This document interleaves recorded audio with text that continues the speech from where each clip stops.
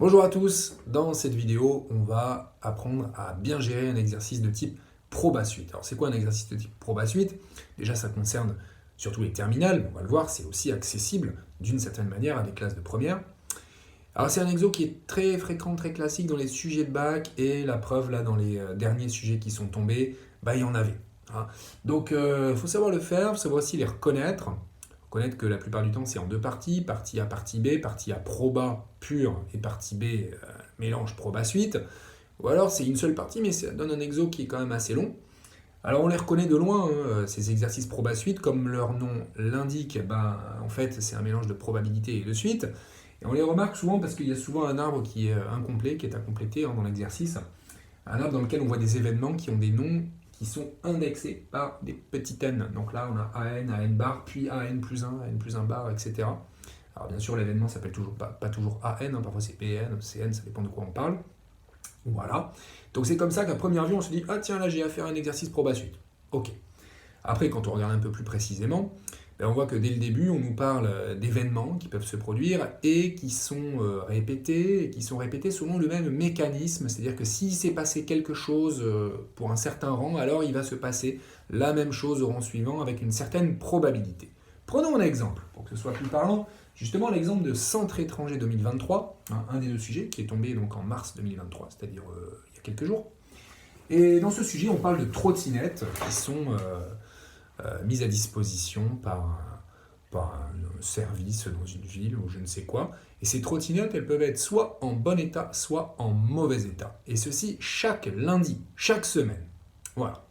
Hein, l'exercice me dit que lorsqu'une trottinette est en bon état, la probabilité qu'elle soit encore en bon état le lundi suivant, elle est de 0,9. Et que lorsqu'une trottinette est en mauvais état, la probabilité qu'elle soit en bon état le lundi suivant est de 0,4. Bon, ok, ça me fait penser au proba suite. Donc, les premières questions sont vraiment des raisonnements de probabilité pure, c'est juste que les noms des événements auront des petits numéros, hein, ils seront indexés. Parce que dans la première question, on vous demande P1, voilà, et P1, dans cette question, il faut comprendre que P1, c'est ce qui se passe au début. Voilà, et que P1, dans l'exercice centre étranger, il s'agit de calculer en fait la probabilité de l'événement qui s'appelle, si je ne me trompe pas, l'événement B1, BN signifiant que la trottinette elle est en bon état, en B comme bon état. En bon état, N semaines après la mise en service. Donc B1, c'est une semaine après la mise en service. Donc ce qu'il faut comprendre dans ces premières questions, on va vous demander P1, P2, ce genre de choses, c'est que c'est en fait des probas. C'est ce qui se passe au début du mécanisme. C'est-à-dire qu'il va falloir faire un arbre. Parfois c'est écrit, parfois c'est pas écrit, c'est à vous de le savoir qu'il faut faire un arbre. De toute façon, vous savez qu'en proba, il faut toujours faire des arbres dans les sujets de bac. Donc on va faire un arbre qui va modéliser ce qui se passe au début, bien sûr. Et là, ici, comme mon événement s'appelle B, je vais écrire B1, B1 bar. Ceci veut dire quoi? Ceci veut dire que après ma mise en service, la trottinette, elle peut être en bon état, une semaine après la mise en service, ou en mauvais état. Et puis la semaine suivante, qu'est-ce qui peut se passer? Bon état ou mauvais état. B2 et B2 bar. Bon état 2 semaines après ou mauvais état 2 semaines après. Même chose pour cette partie de l'arbre si jamais la trottinette était en mauvais état la semaine d'avant. Voilà, donc ce qu'il faut bien comprendre, c'est qu'au début d'un exercice proba suite, vous devez faire un arbre avec ce qui se passe au début. Parfois, c'est pas B1, B1 bar, mais c'est des 0, B0 bar. Mais ici, alors pourquoi on ne va pas mettre de B0? C'est parce qu'en fait, on nous dit, quand on lit bien l'énoncé, que lors de la mise en service, c'est-à-dire 0 semaine après la mise en service, la trottinette est en bon état, c'est sûr. Donc sa probabilité à cet événement B0, c'est 1. Alors on pourrait rajouter une branche ici, et mettre ici B0 et B0 bar, mais comme on sait que la probabilité de B0 vaut 1, c'est dit dans l'énoncé, là il y a 0. Et du coup, c'est pas la peine de faire cette partie de l'arbre, elle sert à rien. Donc on va commencer notre arbre à ici, qui en fait est l'événement B0 qu'on peut écrire, qui correspond en fait à l'univers, puisque la probabilité de l'univers c'est 1, tout comme B0, c'est que la trottinette, elle est en bon état 0 semaine après sa mise en service. Bref, voilà à quoi ressemble l'arbre. Donc au début, on peut vous demander des probas type P1, P2, etc. C'est très facile, c'est vraiment l'utilisation de l'arbre avec la loi des probas conditionnels et la loi des probabilités totales, c'est-à-dire vos petites formules qui vous permettent de calculer les probas. Hein, on vous demande ici dans l'exo centre étranger de calculer P1, par exemple. P1, en fait, c'est ça. Il faut lire l'énoncé pour aller trouver la valeur de P1.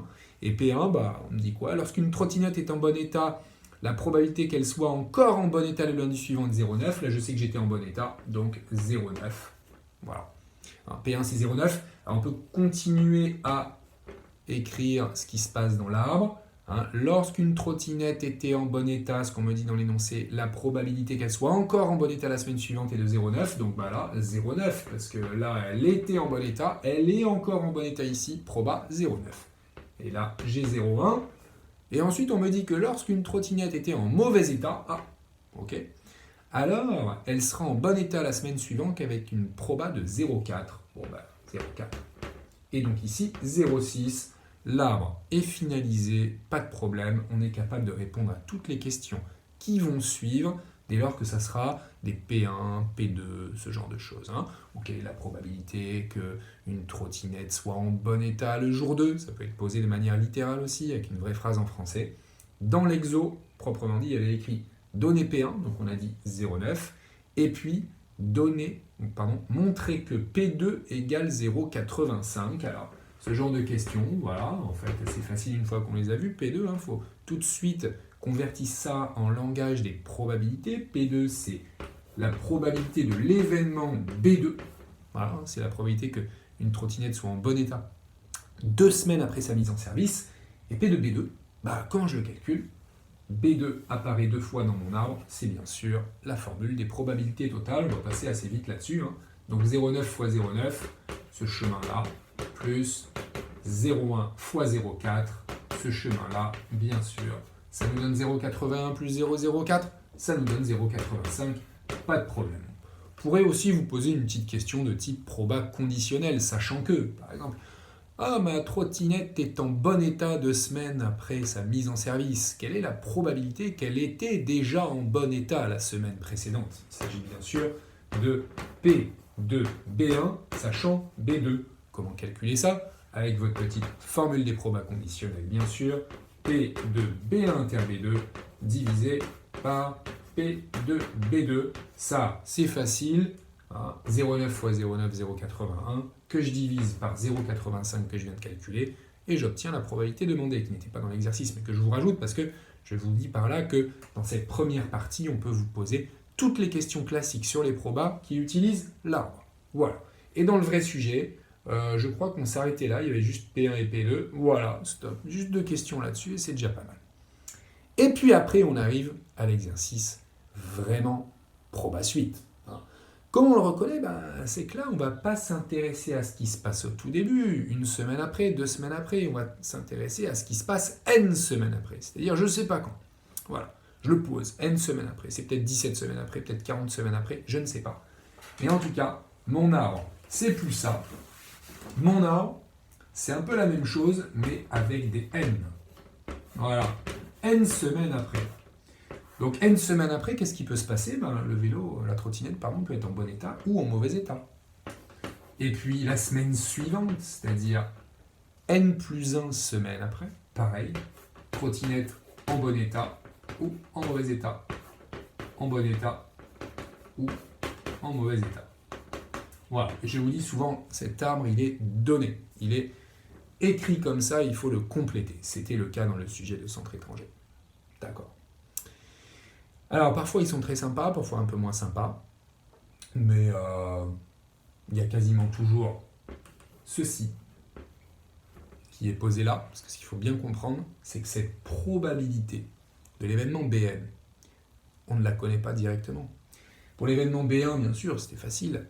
Pour l'événement B2, on a eu un peu plus de mal, mais on a fait les probas totales, on a su la calculer. Pour l'événement B3, il faudrait faire un arbre très grand, il faudrait continuer, il y a plein de ramifications, on ferait encore la loi des probas totales, mais c'est un peu long. Mais alors, pour l'événement BN, on ne sait pas. Enfin, je veux dire, d'ailleurs, c'est l'objet de l'exercice. Voilà. Ça prend tout un exercice de le savoir, qu'est-ce que c'est que PN. Donc, il faut se dire que là, c'est un peu une inconnue. Et c'est une inconnue qui va dépendre de N. C'est pour ça que ça prend le nom d'une suite, PN. Voilà.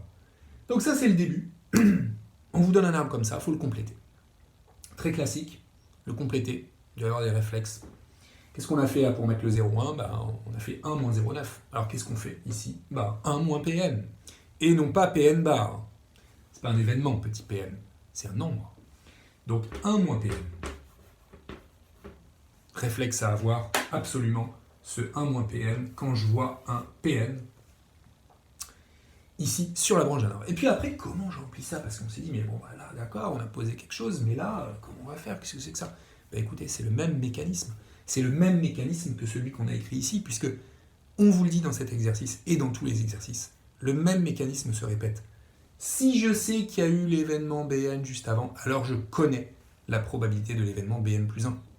C'est mes deux phrases d'introduction.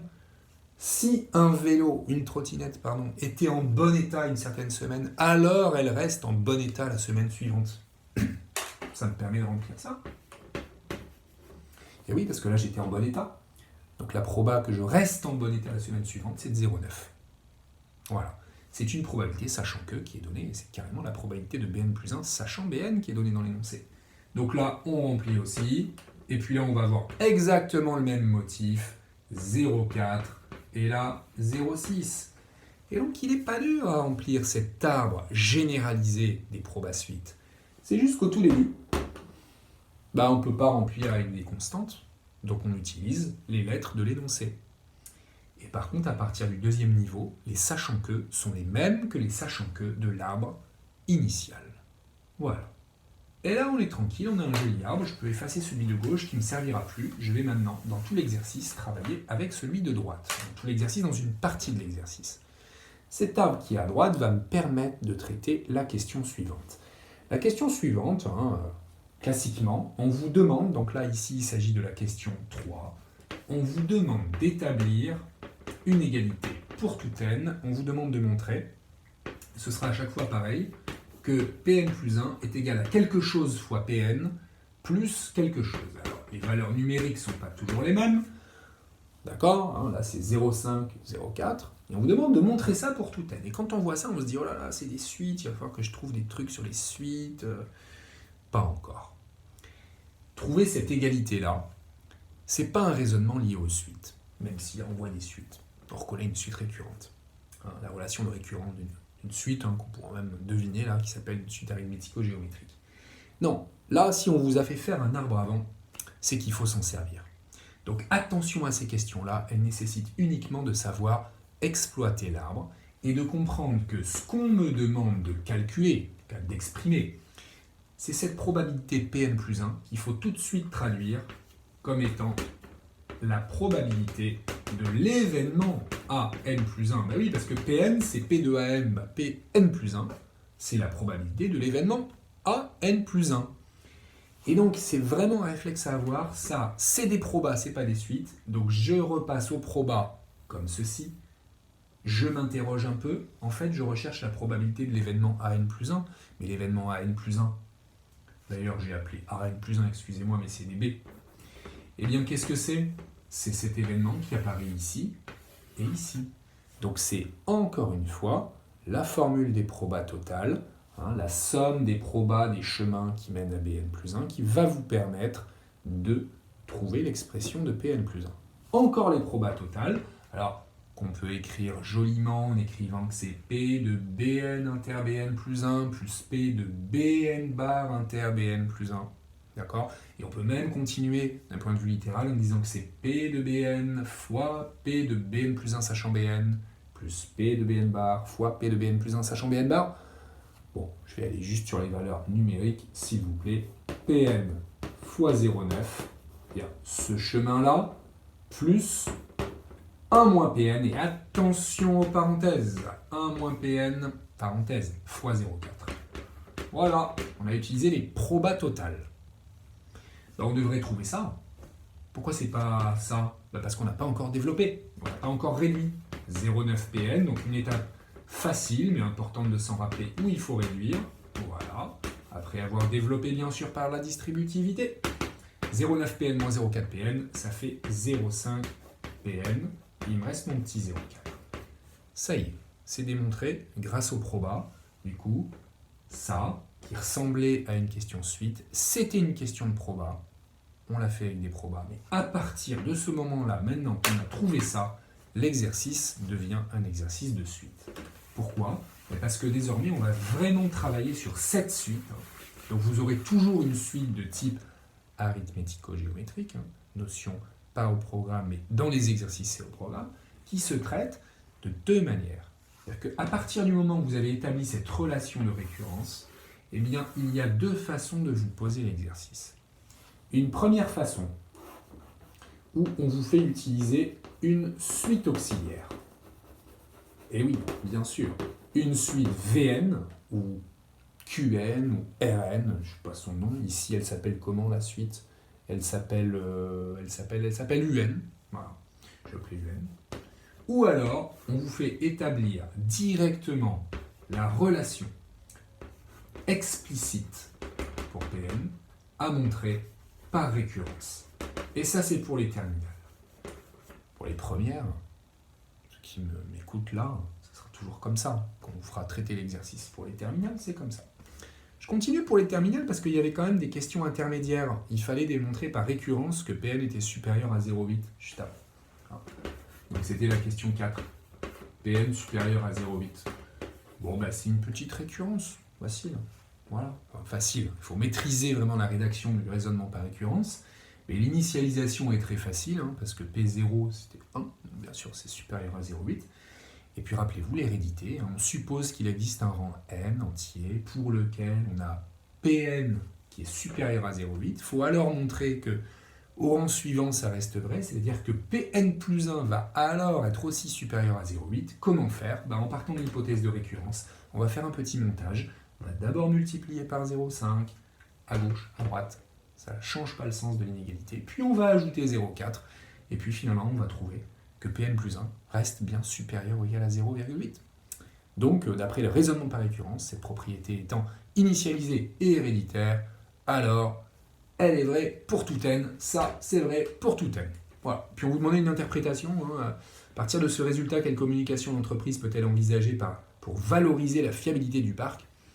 Si Pn est supérieur à 0,8, on fait le lien. Attends, ça veut dire quoi ? Pn, c'était la probabilité de l'événement Bn, donc c'est la probabilité qu'une trottinette soit en bon état n semaines après sa mise en service. Ça c'est vrai pour tout n. Ça veut dire que à n'importe quelle semaine, la probabilité qu'une trottinette soit en bon état, elle est supérieure à 0,8.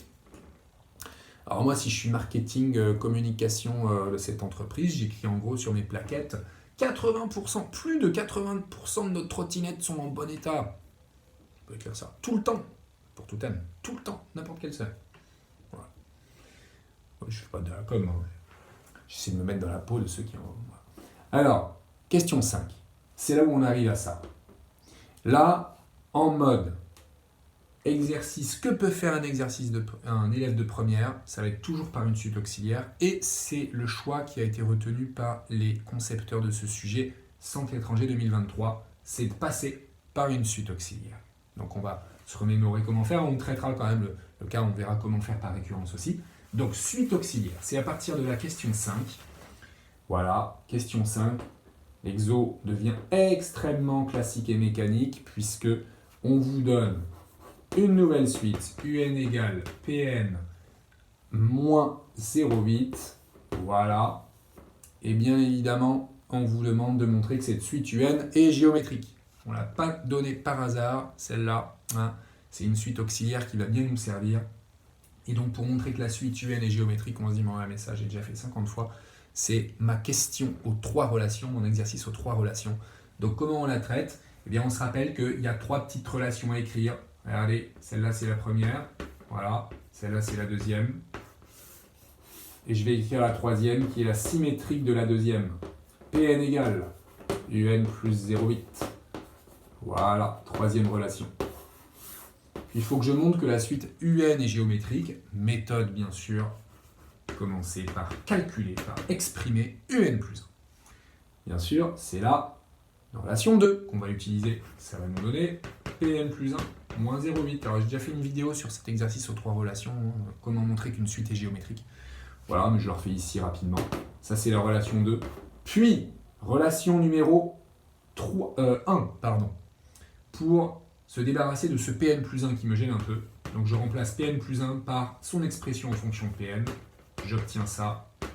Voilà. Là, je dirais que j'ai un petit calcul à faire. Hein, donc ça, c'est la relation 1. Un petit calcul à faire va me donner moins 0,4. Et enfin, je me dis, mais je suis perdu où j'en suis. Ok, les trois relations, il faut que j'utilise la 3. Mais pourquoi, au fait? Parce que je veux montrer que la suite UN est géométrique. Donc, je veux aboutir à UN plus 1 égale quelque chose fois UN. Donc, je veux du UN à droite. Et là, je n'ai pas du UN, j'ai du PN. Donc, il faut absolument que je me débrouille pour avoir du UN et non pas du PN. Mais c'est la relation numéro 3 qui me permet d'avoir du UN et pas du PN. Parce que je vais remplacer PN par ceci. Donc, je remplace en laissant mon 0,5 bien sûr. Et en mettant des parenthèses, je remplace PN par UN plus 0,8. Et là, comme par magie, ça va marcher. Pourquoi? Parce que quand je développe et que je réduis, eh bien, ça me donne 0,5 UN plus 0,4 moins 0,4. Que se passe-t-il au niveau de mes 0,4? Ça s'annule. Il ne me reste plus que 0,5 UN. Donc, toujours, quand on vous donnera une suite, une nouvelle suite, une deuxième suite, eh bien, ça va toujours marcher. Bien sûr, on vous demande de montrer qu'elle est géométrique. Ça va marcher. Si il y a des trucs qui ne s'annulent pas ici, c'est que vous avez fait une erreur de calcul. Avec cette méthode de 3 relations, c'est peu probable que vous fassiez une erreur de calcul. Il y a juste à faire attention aux parenthèses ici. Voilà, alors qu'est-ce que ça veut dire? Ça veut dire que la suite UN, elle est géométrique de raison 0,5. Voilà ce qu'il fallait conclure. On vous demandait après de donner donc le premier terme et la raison. Alors je viens de le dire, hein, la raison c'est 0,5, d'accord? Par contre le premier terme, on le cherche dans l'énoncé, on ne le voit pas, c'est normal. Il faut aller le calculer très facilement en utilisant la relation numéro 2. P0 moins 0,8. On se rappelle que P0, ça valait 1. Donc ça fait 0,2. U0, c'est 0,2. Alors regardez, pour la question d'après, on sait comment ça s'enchaîne, c'est très facile. Alors, ça, c'est vraiment l'exercice aux 3 relations des suites arithmético-géométriques. Je viens de prouver que la suite UN, elle est géométrique, de raison 0,5, et de premier terme 0,2. Alors, qu'est-ce que je fais? Eh bien, je peux penser, bien sûr, à écrire ma petite formule explicite pour les suites géométriques. C'est-à-dire que pour tout n, je vais avoir UN égale U0 fois Q puissance n, d'accord? Et donc U0, je le remplace par 0,2, et Q, je le remplace par 0,5. Voilà, j'ai l'expression de UN en fonction de n. Attention, parfois, la suite ne commence pas à U0 mais à U1, auquel cas, la formule devient U1 fois Q puissance n-1. Voilà, ça c'est l'expression de UN. Mais on ne me demande pas UN, on me demande PN, ou alors on le fait en 2 étapes. Donner l'expression de UN en fonction de n, puis en déduire l'expression de PN. Bon, une fois que j'ai UN, PN c'est très facile, c'est une des 3 relations. Il faut que je trouve la bonne, bien sûr, c'est la numéro 3. Donc ça tient en 2 lignes, très facile. C'est l'exploitation vraiment de ces 3 relations. Donc UN, c'est-à-dire 0,2 fois 0,5 puissance n, plus 0,8. Voilà. Et on a l'expression de Pn, c'était ça qu'on voulait. C'était l'expression de Pn en fonction de n. Et alors après, je dirais que là, on peut vous donner des questions. Alors là, il y avait une question sur la limite, donc ça va parler bien sûr au terminal, mais on pourrait vous poser des questions sur des calculs éventuels de P8, de P10. Quelle sera la probabilité d'avoir une trottinette en bon service au bout de 10 semaines? Parce que maintenant qu'on a l'expression explicite, on peut aller calculer des PN, même avec un N assez grand. Et alors justement, quand N devient très grand, c'est-à-dire la notion de limite, qu'est-ce qu'il faut faire? Calculer la limite de ça. Voilà. Donc la limite de ça, c'est quoi? C'est qu'est-ce qui se passe quand N devient très grand? Donc là, on reconnaît bien sûr une suite géométrique de raison Q qui est compris entre 0 et 1. Donc on sait que 0,5 puissance n, ça va tendre vers 0. Je multiplie par 0,2, ça reste 0 la limite. Et puis j'ajoute 0,8. La limite, c'est 0,8. Quelle est l'interprétation de ceci? Ça veut dire que à très long terme, c'est ça l'interprétation d'une limite dans le cadre d'un contexte, à très long terme, eh bien la probabilité qu'une trottinette soit en bon état, elle va tendre vers 0,8, se stabiliser autour de 0,8. Voilà, interprétation facile. On aurait pu vous mettre un petit piton, pourquoi pas, pour essayer de trouver un seuil, maintenant qu'on sait que la limite, ça va être 0,8, se dire, à partir de combien de semaines la probabilité qu'une trottinette soit en bon état va dépasser, 95% par exemple. N'importe quoi, parce que ça ne peut pas dépasser 80%, on l'a vu, mais 79% par exemple. C'est un exercice typique de recherche de seuil sur Python, je vous le mets quand même, petit rappel, voilà. J'ai besoin d'initialiser, c'est-à-dire qu'au tout début, P, il vaut 1. Puis, j'ai besoin de une petite valeur initialisée aussi pour n qui au début vaut 0. Et je vais écrire que tant que, c'est-à-dire while, mon P, il est supérieur à, et par contre 79%, c'est un peu maladroit parce qu'on parle de 100%. Donc quand est-ce qu'elle va devenir inférieure à 0,81 par exemple? Tant que P est supérieur à 0,81, voilà. Et oui, au début, on est à 100% des trottinettes qui sont en bon état, parce qu'au début, ils sont en bon état. Donc, while P est supérieur à 0,81, qu'est-ce que je fais? Eh bien, je vais lui faire calculer un nouveau P. Voilà. Je lui fais calculer un nouveau P, et ce nouveau P, je le fais calculer plutôt de manière récurrente, c'est-à-dire j'écris P égale, et puis 0,5P plus 0,4, c'était ça ma relation de récurrence, je ne sais plus. 0,5P plus 0,4, ouais. Voilà. Je lui fais calculer un nouveau P, une nouvelle probabilité qui va correspondre à la probabilité que la trottinette soit en bon état la semaine d'après, puis encore la semaine d'après, puis encore la semaine d'après.